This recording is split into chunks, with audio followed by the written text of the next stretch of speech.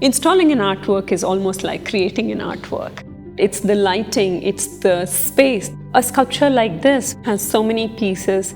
Bringing them together in a harmony is like choreographing.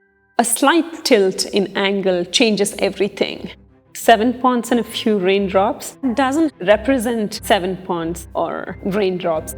I use these titles to jumpstart someone's imagination. Nothing is static. Everything is kinetic. Everything is moving at the microcellular level, at the cosmic level.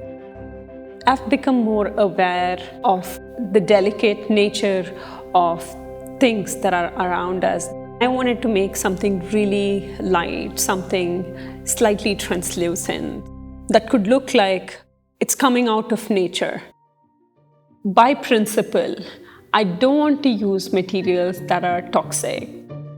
Craft traditions are important for me. They need not be specific to India. I have to concoct my own recipe. This piece is all stainless steel and it has fabric over it. And here I use 3 different natural dyes.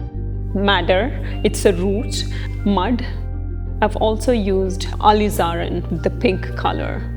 I get really drawn into the texture of the fabric and how they overlap and how they form like a skin. As an artist, when you make something, the material becomes a metaphor too. It's really about bringing out the idea in my mind into a solid form. I didn't start suspending artworks right from the beginning. They started on the floor.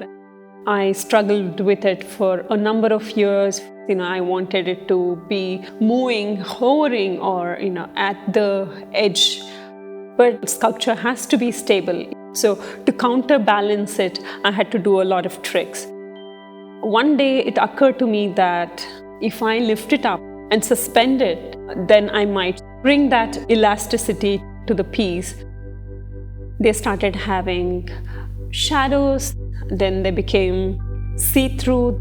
You have things almost touching the floor. They started having more engagement with the space around. I like to go through my sculpture in a slow manner, trying to breathe life into a piece, and then it is to be experienced. I want people to pause for a moment when they see my artwork.